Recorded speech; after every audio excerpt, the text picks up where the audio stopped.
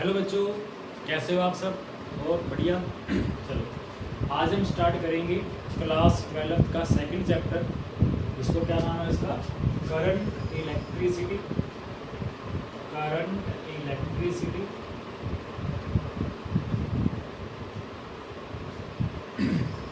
Current electricity के अंदर पढ़ेंगे करंट क्या है, रेजिस्टेंस क्या है, ठीक है, ओम्स लॉ क्या है, रेजिस्टेंस को कैसे हम सीरीज़ में ऐड करेंगे, कैसे पैरेलल में ऐड करेंगे, और भी बहुत सारी चीज़ें करेंगे इसके अंदर। वेक्टर फॉर्म पढ़ेंगे, ठीक है, ओम्स लॉ की। तो इसके जितने भी न्यूमेरिकल्स हैं उसको हम स्टडी करेंगे, कैसे न्यूमेरिकल्स को कैलकुलेट, कैसे न्यूमेरिकल करना है, कैसे रेजिस्टेंस को सीरीज़ में कैलकुलेट करना है, कैसे पैरेलल में कैलकुलेट करना है, बहुत सारी चीज़ें। तो जुड़े रहिए मेरे साथ, ठीक है। आज हम करेंगे करंट इलेक्ट्रिसिटी। अब देखिए, पहले हम पढ़ लेते हैं कि चार्जेस के बारे में पढ़ लेंगे। चार्जेस, अगर चार्जेस रेस्ट पे हैं, एट रेस्ट, ओके, उस ब्रांच को हम कहते हैं इलेक्ट्रोस्टैटिक्स। इलेक्ट्रोस्टैटिक्स। चार्ज किसमें बच्चों? रेस्ट के अंदर, तो उस ब्रांच को बोलेंगे इलेक्ट्रोस्टैटिक्स। ठीक, बहुत बढ़िया। अगर चार्ज हमारे किसमें आ गए? चार्ज मोशन में आ गए। चार्ज मूव कर रहे हैं, भाग रहे हैं, रेस्ट में नहीं, रुके नहीं एक जगह पे, भाग रहे हैं। तो अगर मोशन के अंदर है तो मोशन भी किस तरह से देखो, मोशन भी दो तरह का हो सकता है। अगर कोई चार्जेस हैं, अगर वो कांस्टेंट वेलोसिटी से मूव कर रहे हैं, कांस्टेंट वेलोसिटी, अगर वेलोसिटी कांस्टेंट है मतलब एक्सेलरेशन कितना होगा? Acceleration zero. तो उससे बोलेंगे, उस ब्रांच को हम पढ़ेंगे आज, इसको बोलते हैं करंट इलेक्ट्रिसिटी। Current electricity. देखो ये करंट इलेक्ट्रिसिटी पढ़ रहे हैं, उसके अंदर चार्जेस किसमें बच्चों?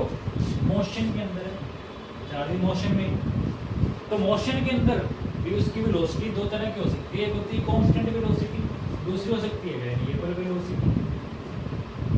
वेरिएबल वेलोसिटी, वेरिएबल वेलोसिटी का क्या मतलब है? कभी वेलोसिटी इंक्रीज हो रही है, कभी डिक्रीज हो रही है, वेलोसिटी चेंज हो रही है, वेरिएबल वेलोसिटी। तो वेरिएबल वेलोसिटी के अंदर जो ब्रांच है उसको बोलेंगे इलेक्ट्रोमैग्नेटिज्म। इलेक्ट्रोमैग्नेटिज्म, ठीक है। ये जो इलेक्ट्रोमैग्नेटिज्म का कंसेप्ट है, ये हमारा थर्ड यूनिट के अंदर पढ़ेंगे, वेरिएबल वेलोसिटी का कंसेप्ट। देखो करंट इलेक्ट्रिसिटी के अंदर आज हमारा जो है दैट इज कांस्टेंट वेलोसिटी, मतलब जो चार्जेस हैं वो कांस्टेंट वेलोसिटी से चलेंगे तो उसका एक्सेलरेशन कितना होगा? जीरो। एक्सेलरेशन कितना होगा? जीरो। इस तरह से इस ब्रांच को हम क्या बोलेंगे? Current electricity. क्या बोलेंगे? करंट इलेक्ट्रिसिटी, ठीक है। Okay, next.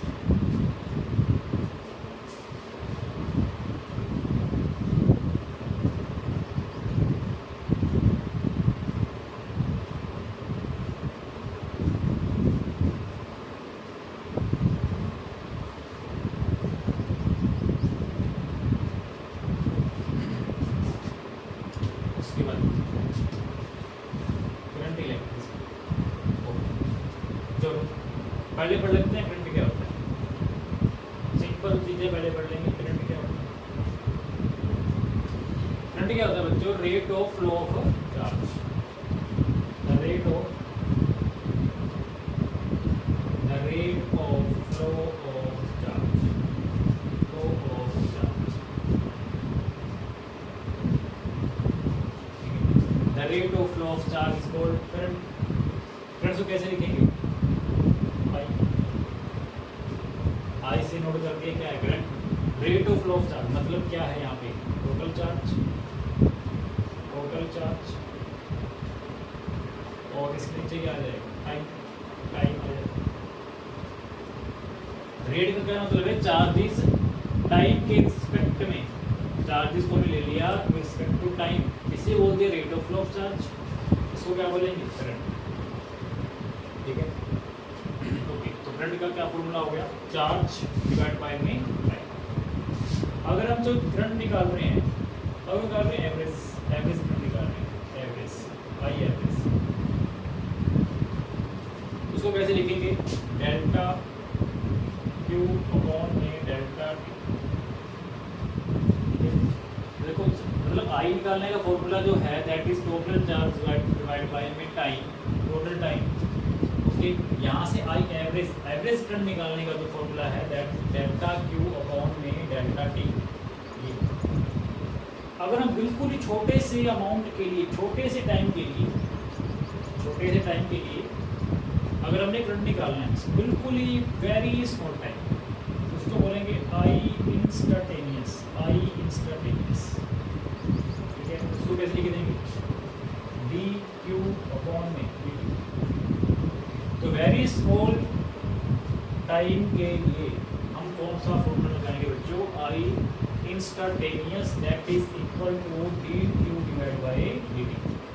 देखो करंट क्या होता है, पढ़ लेंगे, the rate of flow of charge called current. ठीक है, तो चार्ज डिवाइड बाय में time that is called current. Average निकालने का delta Q divide by delta T, average current.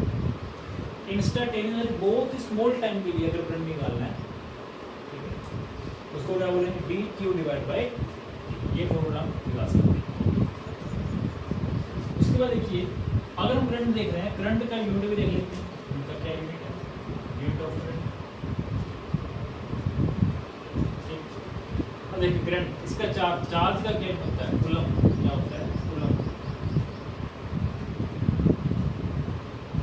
Time का क्या यूनिट होता है, सेकंड, टाइम का यूनिट है सेकंड। तो क्या बना इसका, coulomb per second, coulomb per second. और फिजिक्स की टर्म में कूलम पर सेकंड को क्या बोलते हैं, एम्पियर, एम्पियर बोलते हैं। नोट कर देंगे कैपिटल टी से, कैपिटल कैपिटल, ठीक है। तो क्या हो गया, कूलम पर सेकंड या फिर एम्पियर, कैपिटल ए से क्या कर देंगे, इसको डिनोट कर देंगे। तो क्या यूनिट हुआ करंट का, क्या यूनिट हुआ, ampere. Unit of current is ampere. और आपके पास पता है आपको क्या है कि एम्पियर एक फंडामेंटल क्वांटिटी है, +1 के अंदर पढ़ते हैं 7 फंडामेंटल क्वांटिटीज, और 7 फंडामेंटल क्वांटिटीज में एक ऐसी क्वांटिटी है दैट इज एम्पियर। ठीक है ना, वो भी एक फंडामेंटल क्वांटिटी है, एम्पियर। नेक्स्ट, अब देखो करंट कौन सी क्वांटिटी होगी, देखो क्वांटिटीज हमारी होती हैं,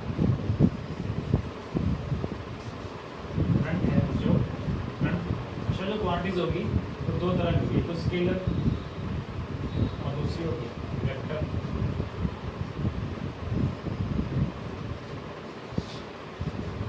देखो करंट क्या है, करंट के बाद मैग्नीट्यूड भी है, करंट के बाद मैग्नीट्यूड भी होता है, कितना एम्पीयर का करंट है, किस डायरेक्शन में जा रहा है, मैग्नीट्यूड भी होता है और डायरेक्शन भी। ठीक है, इसलिए मैग्नीट्यूड डायरेक्शंस के पास होगी, वो कौन सी क्वांटिटी होती है, वेक्टर। लेकिन वेक्टर नहीं है करंट, करंट वेक्टर क्वांटिटी नहीं है। देखो क्यों नहीं है, इसका भी रीजन कैसे।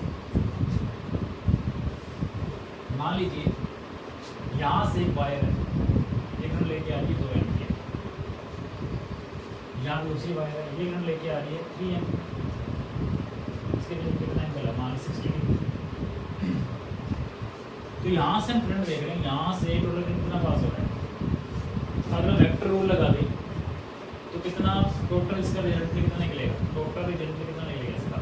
तो टोटल रिजल्ट निकालने का फॉर्मूला आपको पता है, a का स्क्वायर प्लस b का square plus 2ab cos theta, ये है आर निकालने।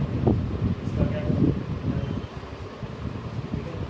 करते हैं ना, पैरेललोग्राम लॉ, वेक्टर एडिशन, ये पढ़ते हैं, triangle law, vector addition, formula ये नहीं आता दोनों। इस तरह से cos थीटा, cos 60 अगर हम निकालेंगे तो आर की वैल्यू कुछ ना कुछ अलग आएगी। लेकिन यहाँ पे हमने देखा कि जो करंट है ना वो 5 एम्पियर है, कितना करंट आ रहा है 2 + 3 5 एम्पियर। क्या हमने इसके अंदर ये वाला रूल लगाया वेक्टर वाला? नहीं, सिंपल एल्जेब्रिक रूल से हम इसको सोल्व कर दिए। 2 + 3 5 एम्पियर, ठीक है। तो 5 एम्पियर क्या होते हैं? अब इसके अंदर हमने वेक्टर रूल नहीं लगाया, ठीक है, सिर्फ कौन सा रूल लगा दिया? एक स्केलर का रूल लगा दिया, सिंपल एडिशन 2 + 3 5। तो ये जो रूल है ना, किसके लगाते हैं? स्केलर के लिए। इसलिए हमारी जो करंट होती है बच्चों को कौन सी क्वांटिटी मानी जाती है? स्केलर क्वांटिटी मानी जाती है, स्केलर, ठीक है। क्यों स्केलर मानी जाती है? Because current is scalar quantity because it does not follow the vector law of addition, ठीक है। it does not follow the rule of vector law of addition, इसको फॉलो नहीं करती, इसलिए जो करंट है वो कौन सी क्वांटिटी है? स्केलर क्वांटिटी है, ठीक है।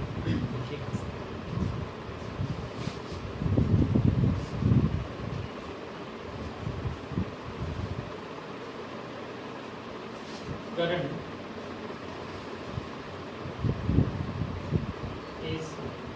स्केलर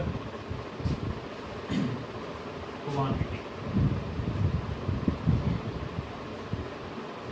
because it does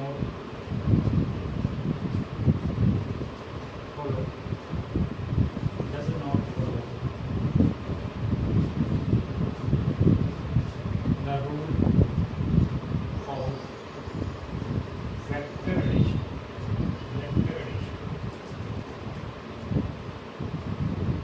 ठीक है। तो करंट कौन सी क्वांटिटी स्केलर? क्यों? क्योंकि ये जो भी रूल्स हैं वेक्टर को ऐड करने के उसको फॉलो नहीं करती, इसलिए करंट कौन सी क्वांटिटी हो गई? स्केलर।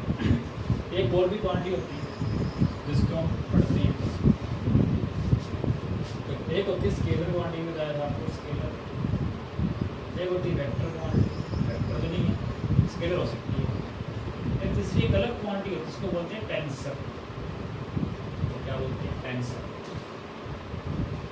एक्चुअली के अंदर जो करंट है ना वो टेंसर क्वांटिटी मानी जाती है, लेकिन टेंसर तो हम अभी पढ़ते नहीं है ना। अगर हम बहुत बढ़िया हाई क्वालिटी की फिजिक्स जिसको बोलते हैं अभी वो पढ़ेंगे, तो उसके अंदर हम टेंसर क्वांटिटी के बारे में पढ़ेंगे। लेकिन एक्चुअली के अंदर हम टेंसर नहीं पढ़ रहे, इसलिए कौन सी क्वांटिटी मानते हैं? उसको स्केलर। अगर आपके कोई भी क्वेश्चन आता है उसमें लिखा गया जो करंट है वो कौन सी क्वांटिटी है? इज अ क्वांटिटी, ठीक है। First scalar, second vector, third tensor, और कोई नन ऑफ दीज।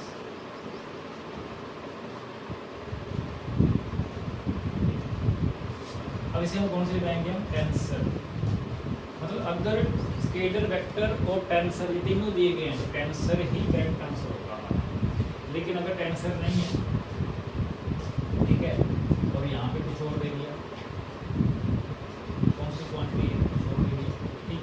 अब हम क्या करेंगे? इसके अंदर टेंसर नहीं दिया हुआ तो हम क्या करेंगे? स्केलर मानेंगे। पहला आंसर तो पहली प्रायोरिटी हमारी रहेगी किसकी? टेंसर की। फिर उसके बाद सेकंड प्रायोरिटी किसकी रहेगी? स्केलर।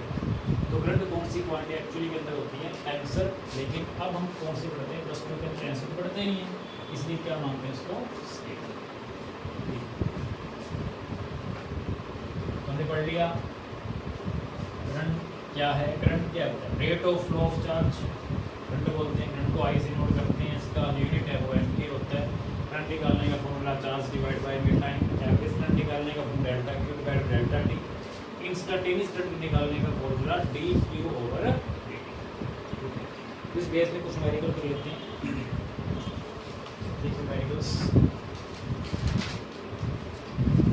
मान लीजिए फर्स्ट न्यूमेरिकल देख लेते हैं। If Q is equal to T square plus 40 plus 5। Find I instantaneous at t is equal to 3 seconds and I average from 0 to 2 seconds। ये निकाल। देखो क्या दिया हुआ हमें, Q दिया हुआ है कितना, T square plus 4t plus 5, ये गिवन। हमने क्या कैलकुलेट करना, आई इंस्टेंटेनियस 3 सेकंड के लिए। देखो आई इंस्टेंटेनियस का फॉर्मूला क्या होता है, डी क्यू डिवाइड बाई में D Q over D T. Instantaneous की फॉर्मूला लगाते हैं D Q divide by D. हमने टाइम कितना मानना है इसके अंदर, 3 सेकंड। 3 सेकंड में निकालना।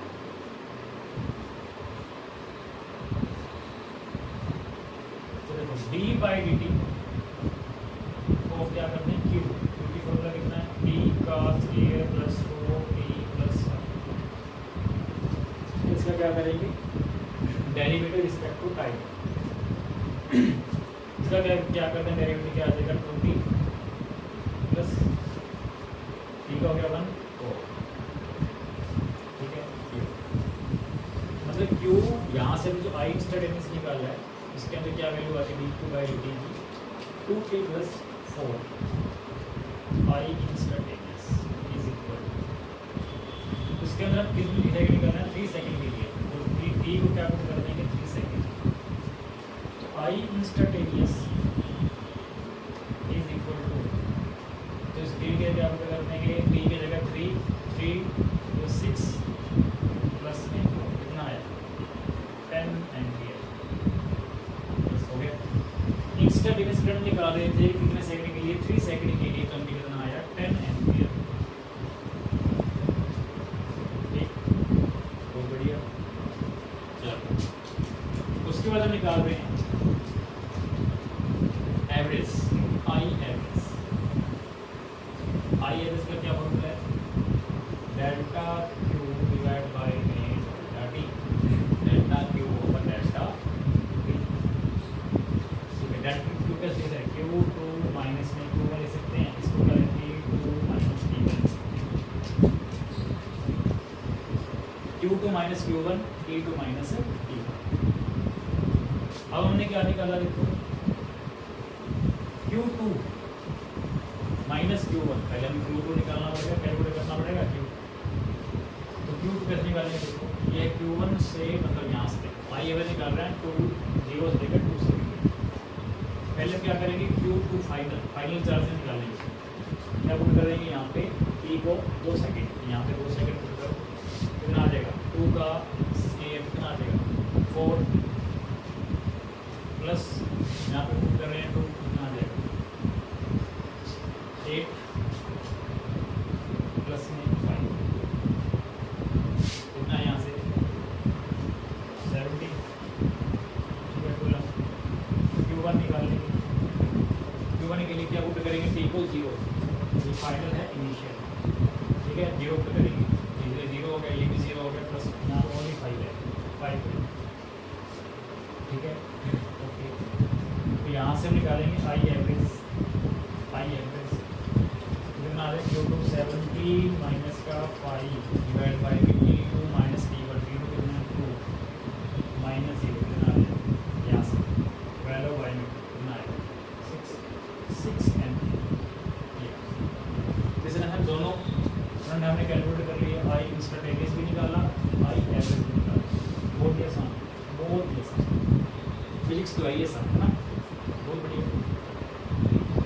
नोट करो। अब देखते हैं, एक और क्वेश्चन देखते हैं।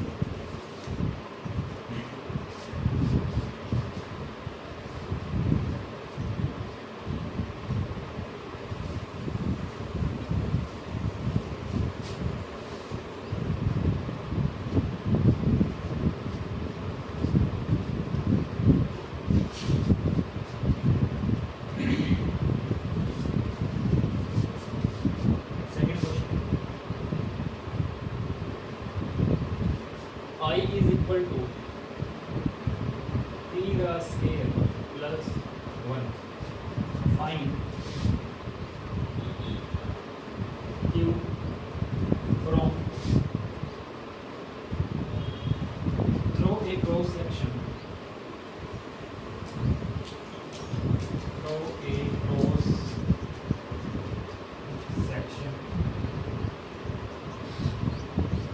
between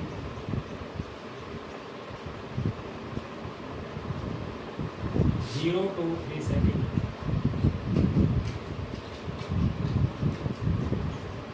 Also find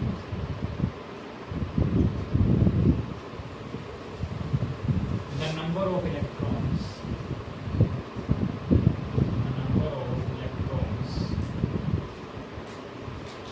That flow in the circuit. That flow in this line.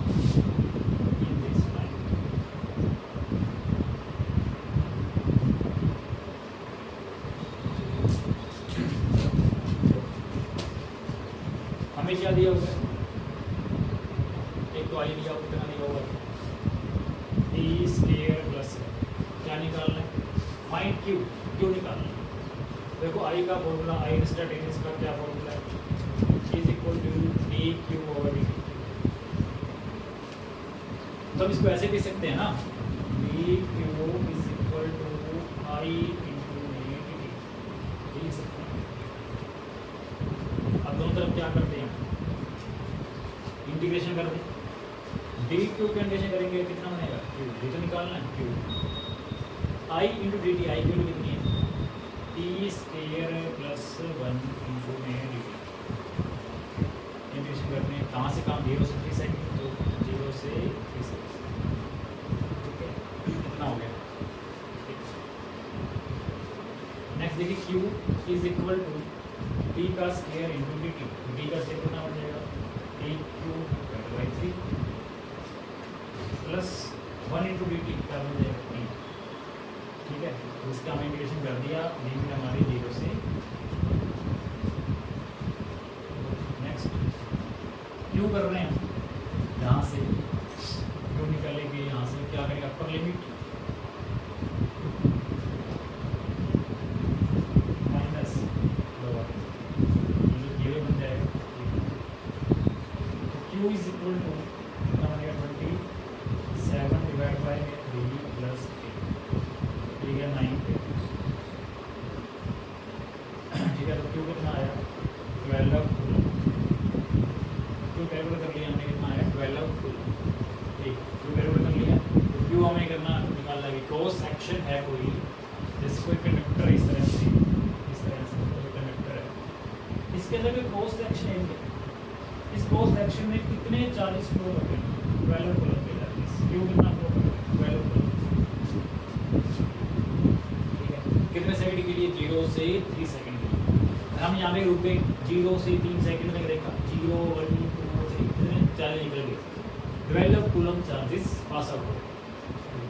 अब वो कह रहा है कि क्या निकालना हमने? नंबर ऑफ इलेक्ट्रॉन्स भी निकालना है। इसी टाइम के अंदर इस क्रॉस सेक्शन एरिया में से कितने नंबर ऑफ इलेक्ट्रॉन फ्लो कर रहे हैं, जो भी निकालें। नंबर ऑफ इलेक्ट्रॉन कैसे निकालेंगे? वो अभी आपको फॉर्मूला पड़ा है फर्स्ट के अंदर, Q is equal two plus minus n into T. n क्या? Number of electrons. E क्या? Charge on one electron. ठीक, Q कितना है? Charge 12 coulomb. तो n तो निकालना है, एक इलेक्ट्रॉन पे charge 1.6 10 to power minus 19। n को बिना पढ़ाने में देगी 12 ओवर में क्या कर दीजिए? 1.6 into 10 to power minus 19 n आ जाएगा। उसको हम करेंगे, कितना आएगा? 12 1.6 7.5 ऊपर चला जाएगा प्लस 19। ये बन गए हमारे n। नंबर ऑफ इलेक्ट्रॉन्स यहाँ पे 7.5 इंटू 10 टू पावर 19 इलेक्ट्रॉन। कितने इलेक्ट्रॉन फ्लो करेंगे? कितने इलेक्ट्रॉन फ्लो करेंगे? कितने? तो 0 से 3 टाइम के अंदर, 0 से 3 सेकंड कितने इलेक्ट्रॉन निकल जाएंगे? ठीक है, बहुत बढ़िया। ठीक है, किस तरह से न्यूमेरिकल कोई भी आ सकता है, करंट सकता है, आपको करंट निकालना आ सकता है, चार्जिंग निकालने आ सकते हैं, तो आपको फॉर्मूला याद रखना है बस, ठीक है। तो तीन फॉर्मूला आपको बताए थे अभी। आई निकालना है तो चार्ज डिवाइड बाय नेट आई, ये तो पता ही सभी को, कोई दिक्कत नहीं है। आई एवरेज निकालना है तो delta Q over D delta T. I instantaneous निकालना है तो डी क्यू ओवर टी, ठीक है। इस तरह से फॉर्मूला याद रखना है आपने, और हम इससे क्या करेंगे, चार्जेस को, करंट को कैलकुलेट कर लें। तो ये फॉर्मूला भी याद रखना, बहुत important formula quantization of charge का, ठीक है। तो इक्वल टू बहुत बढ़िया फॉर्मूला, बहुत अच्छा। इससे हम कितने भी नंबर ऑफ इलेक्ट्रॉन्स निकाल सकते हैं, चार्ज निकाल सकते हैं, ठीक है, ठीक है। तो हर टाइम देखो, इससे अगला जो हमारा टॉपिक है वो रहेगा हमारा ड्रिफ्ट वेलोसिटी का टॉपिक, ड्रिफ्ट वेलोसिटी का हमारा टॉपिक रहेगा, ठीक है। तो आज हमारा जो पॉसिबल नहीं था क्लास को लगाना, क्योंकि थोड़े से इश्यूज आ रहे थे इसके अंदर, ठीक है। ऐप वगैरह जो हमने इंस्टॉल की थी, ठीक है, उसके अंदर कुछ इशू आ रहे थे, चाहे वो किसी से भी रिलेटेड, मुझे नहीं पता कैसे इशू आ रहे थे, ठीक है। हो सकता है कि वही जो रेंजेस वगैरह की जो भी है हमारी उसके अंदर प्रॉब्लम रही हो, ठीक है। तो आपका जो कल का जो टाइम है बच्चों क्लास लगने का, वो है 9:30 AM, ठीक है। 9:45 AM टू 10:45, ठीक है। तो हर रोज ये क्लास लगेगी। इससे हमारे जो प्लस हमारे जो नेक्स्ट टॉपिक है ड्रिफ्ट वेलोसिटी, बहुत ही इंपॉर्टेंट टॉपिक है, बहुत ही ज़्यादा इंपॉर्टेंट। ये मान के चलो कि ये टॉपिक आपका फाइनल एग्जाम के अंदर आएगा, ड्रिफ्ट वेलोसिटी का, बहुत ही इंपॉर्टेंट, बहुत ही आसान, बिल्कुल ही बहुत बढ़िया, बहुत बढ़िया टॉपिक कहने का, ठीक है।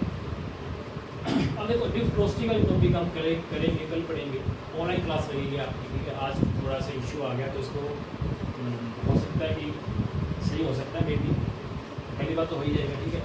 तो कल हमारी क्लास लगेगी 9:45 AM टू 10:45 AM। तो इसके अंदर हम ड्रिफ्ट वेलोसिटी पढ़ेंगे, ड्रिफ्ट वेलोसिटी को कैसे हम स्टडी करेंगे, क्या होती है ड्रिफ्ट वेलोसिटी, इलेक्ट्रॉन्स कैसे मूव करते हैं, ठीक है, चलते चलते कैसे पॉजिटिव तरफ भागते हैं, जब जाते हैं तो क्या करते हैं, दूसरे जो उसके साथ वाले इलेक्ट्रॉन्स आयंस हैं उसके साथ कोलिजन करते हैं, कोलिजन करते टकरा के वो चलते हैं, कितनी वेलोसिटी है, कौन सी उसकी रैंडम वेलोसिटी होती है, कितना रिलैक्सेशन पीरियड होता है, ठीक है। ये सारी चीज़ें हम पढ़ेंगे और इसकी वैल्यू को निकालेंगे ड्रिफ्ट वेलोसिटी की, ठीक है। तो हमारा कल का टॉपिक रहेगा, तो आपने कल 9:45 AM पे जो ऑनलाइन क्लास लगेगी ऐप के ऊपर, आपने उसको लगाना है, ठीक है। सभी बच्चों को आपने बोलना है कि 9:45 AM पे हमारी क्लास है, तो आपने वो ज्वाइन करनी है, ठीक है। तो ओके, ठीक है। तो ड्रिफ्ट वेलोसिटी हम कल स्टडी करेंगे। So thank you.